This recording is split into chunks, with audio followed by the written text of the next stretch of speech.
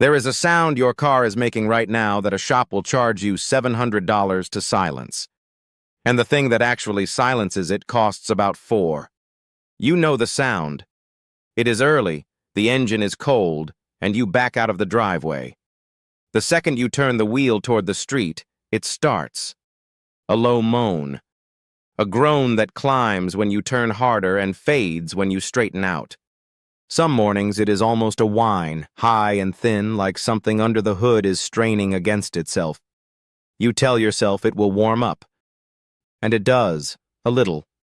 By the time you are on the main road, it has quieted to a hum you can almost ignore. Almost. So you take it in. Because that is what a responsible person does. The service advisor listens to you describe it, nods the way they always nod, and says the two words that make your stomach drop. Steering rack. He tells you the rack is wearing out, that the whine is the pump working against internal wear, that these things go, and when they go all at once, and you do not want to be turning onto a highway when it happens. He slides the estimate across. Rack, pump, fluid, labor, shop fees. $700 on a good day. On a bad one, closer to $1,000. And here is the part I need you to hear before anything else. He is not lying to you. I want to be very clear about that, because I am not here to tell you your mechanic is a crook. The rack can wear out. The pump can fail. That whine really is the sound of a power steering system in distress. Everything he told you is technically true. But he left something out. Not because he is a bad person. Because the thing he left out does not make the shop any money, and the rack does. What he left out is that 9 times out of 10, that whine is not a dying rack, and it is not a dying pump. It is the system telling you it is being starved. And the cure for starvation is not a $700 part. It is a $4 bottle of the exact fluid your car is asking for, poured in the right way, in the right order. Before this video is over, I am going to show you exactly how to tell the difference between a whine that costs $4 and a whine that costs $700, so that you never sign that estimate on a guess. But before I show you the $4 fix, I have to introduce you to the man who taught me that a power steering pump is not a part. It is a voice. And if you learn to listen to it, it will tell you exactly what is wrong before you spend a single dollar. His name was Emmett Boyd. Emmett ran the hydraulics bench at a county road department fleet yard outside Pueblo, Colorado, for 34 years. Not a dealership, not a chain. A gravel lot full of dump trucks, plow rigs, and old crew cabs that the county could not afford to replace, so they kept them running instead. Emmett's whole job was keeping steering systems alive on vehicles that were never allowed to die.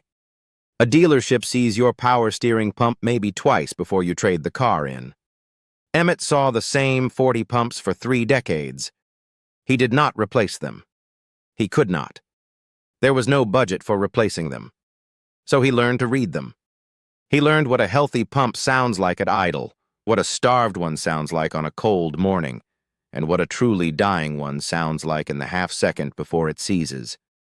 He could stand 10 feet from a running truck, listen to the steering for about 4 seconds, and tell you whether it needed $4 of attention or $400. He was almost never wrong. I met Emmett late in his career, and I spent enough time at that bench to learn the one thing the entire quick service industry is built on you not knowing. So let me tell you what Emmett taught me about what is actually happening inside that pump when it screams. Most people picture a power steering pump as a mystery box bolted to the engine. It is not a mystery. It is one of the most elegant little machines in your entire car. Inside that housing is a rotor with a set of small vanes, and it spins inside an oval-shaped chamber.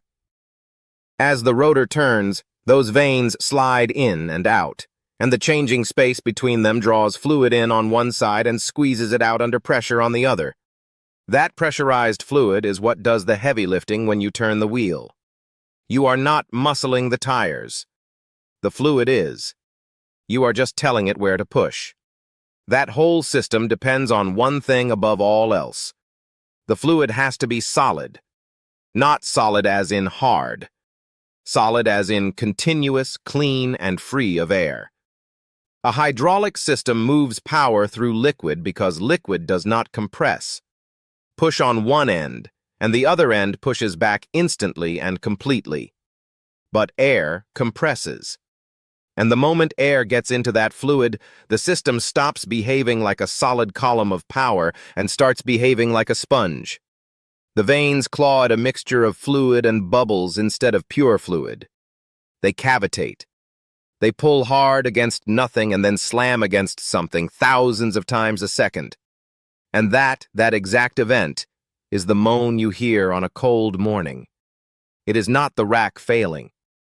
It is the pump screaming because it is trying to move power through a column that has air in it. So the real question is never why is my pump whining? The real question Emmett taught me to ask is, why is there air in my fluid? And there are only a handful of answers, and every one of them is cheap. Now, before I walk you through those answers, I want to say something to the person watching this who is about to close the tab. You are the kind of person who takes their own car seriously, or you would not be 5 minutes into a video about a power steering pump. So do two things for me. Subscribe, because this channel exists to put the $4 answer in front of you before the $700 one does. And send this to the one person in your life who is always broke after a trip to the shop, because they need this more than you do. And then stay with me, because in about 90 seconds I am going to teach you a listening skill that takes all the guesswork out of this, and it is the single most useful thing you will learn about your car this year. Because here is what I already know you are thinking. You are thinking, my fluid looks fine. You checked. It is up to the line. It looks clean enough. And I believe you. But looking at the reservoir tells you almost nothing, and this is where the whole thing turns. Fluid that is aerated does not always look foamy when it is sitting still at the top of the reservoir. The air is down in the system, churned into the fluid where the pump is beating it, not floating politely where you can see it. And fluid that is the wrong type, or fluid that has quietly broken down over 8 years and 90,000 miles, will pass a 2-second eyeball test and still be starving your pump. The reservoir looking okay is exactly why so many people signed the $700 estimate. They ruled out the cheap thing with their eyes, and their eyes are not the right tool. The right tool is your ears. So here is the ladder Emmett taught me. 4 sounds. Learn these 4 sounds and you will diagnose this in your driveway in the time it takes to turn the wheel twice. The first sound is the low moan that shows up cold and fades warm. That is aeration, almost every time. The fluid is thick when cold. The pump has to work harder to move it, and any air that got in overnight is at its worst before things warm up. A moan that clears as the car heats is the friendliest sound your steering can make, because it is telling you the fix is fluid and air, not metal. The second sound is a groan that only happens when you turn, and gets worse the harder you turn, especially at low speed in a parking lot. That is the pump hitting maximum load against a system that cannot supply enough clean fluid fast enough. Still usually starvation. Still usually cheap. But it is one rung up the ladder, because it can also mean a clogged screen, which I will get to. The third sound is different, and you need to respect it. It is a metallic whine that rises directly with engine speed, that does not care whether you are turning or at all when the engine warms up. Rev the engine in park and it tracks the RPM like a siren. That is not air. That is metal. That is the veins and the pump housing wearing against each other, and no fluid on earth is going to fix worn metal. That is the sound that actually justifies a pump. If you hear that one, the $4 fix is not for you, and I am going to tell you that honestly instead of selling you hope. The fourth sound is not the pump at all. It is a sharp shriek or chirp that spikes the instant you crank the wheel to full lock, and it is coming from the belt, not the pump. A glazed or loose serpentine belt slips under the sudden load of full steering lock and squeals. People hear it, assume the worst, and go buy a pump they never needed. The belt is a different video and a different few dollars, but knowing it is the belt and not the pump saves you from throwing parts at the wrong problem. Moan that clears with heat. Groan on the turn. Metallic whine that tracks RPM. Belt shriek at full lock. Once you can name the sound, you already know whether your problem is $4 or $400, and you knew it before anyone plugged in a machine. So let us build the $4 cure for the two sounds that deserve it, the cold moan and the turning groan. Step 1 is the part everyone skips, and it is the part that decides everything. Find out what fluid your car actually wants. Not what the auto parts store points you at. Not the universal bottle with the reassuring label. Open your owner's manual or look up your exact year, make, and model and find the specification. Some cars want a dedicated power steering fluid. Many older domestics want automatic transmission fluid, a specific Dexron or Mercon grade. Some import systems demand their own factory fluid and will chew up their seals if you pour in the wrong one. This matters more than any other step, because the wrong fluid can swell or shrink the seals inside your pump and rack and turn a $4 problem into the $700 one you were trying to avoid. The right fluid is usually the cheapest bottle on the shelf. It just is not the most heavily marketed one. Step 2. Deal with the reservoir screen, because this is the hidden villain of the whole story. Down inside many power steering reservoirs is a fine mesh screen, and its job is to catch debris before it reaches the pump. Over the years, that screen slowly clogs with varnish from old fluid and with tiny flakes of seal material shedding as the system ages. A clogged screen chokes the pump's supply, and a choked supply is a starved pump, and a starved pump moans and groans exactly like the sounds we just talked about. On many vehicles, you can pop the reservoir or pull the low-pressure line and get at that screen to clean it or replace it. Emmett used to say half the pumps he was handed to, condemned, just needed their throat cleared.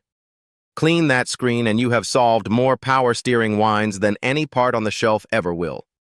Step 3 is the flush, and the flush is where the $4 earns its keep. With the engine off, use a clean fluid extractor or even a turkey baster you will never use for turkey again, and pull as much old fluid out of the reservoir as you can. Refill with the correct fresh fluid to the line.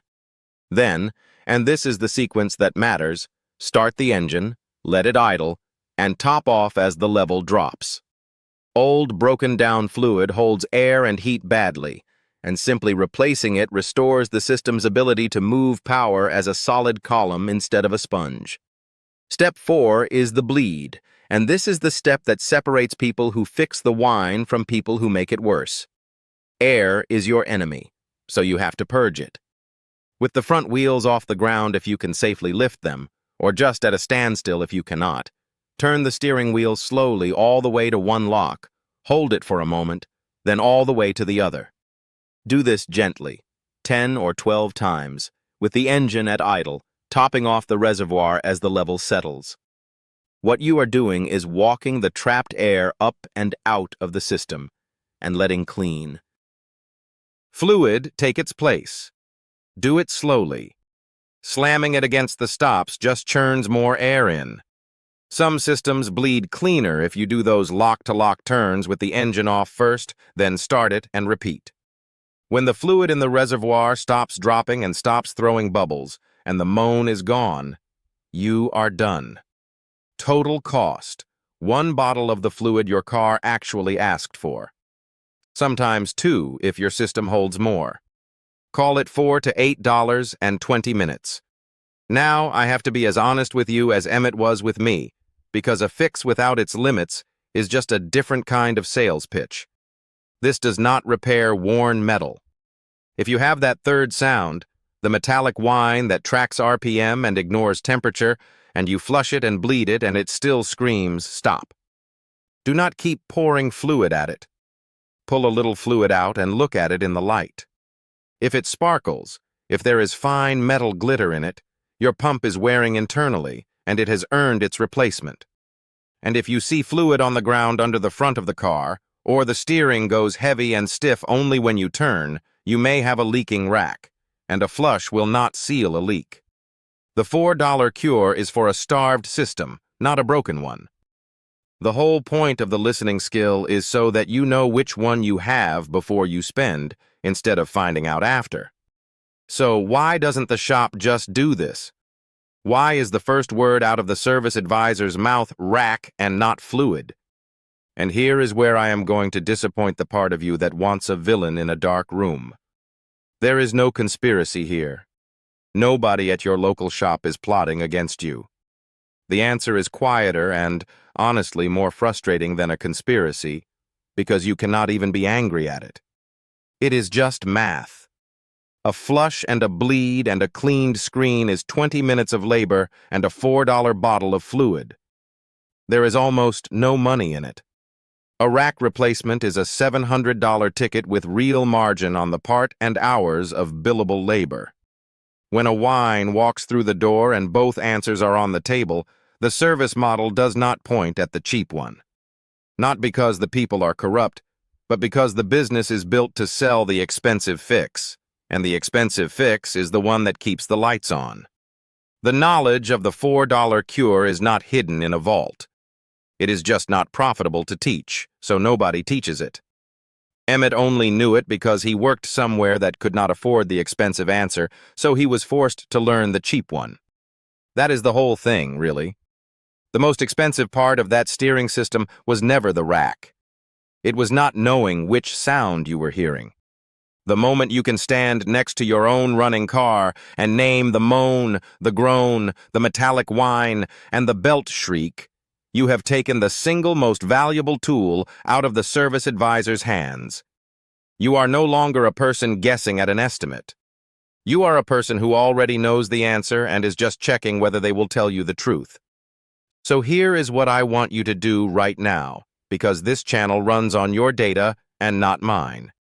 In the comments, drop your year, make, and model, and then tell me the exact quote a shop gave you for a power steering whine. Just the number. If someone told you 700 or 900 or handed you an estimate that said rack when you now suspect it was $4 of fluid, put it down there. Because the next person scrolling this comment section is standing in that exact service bay right now, holding that exact estimate, and they need to see they are not the only one. This is how we build the reference that the industry will not build for you. And once you have named the sound your own car makes, you are ready for the next one, because sound is only half of how a car tells you the truth. In the next video, I am going to give you the 3-minute test that tells the difference between a failing wheel bearing and a $600 guess, using nothing but your hand and a jacked-up wheel. It is the same idea as this one. A test, the shop,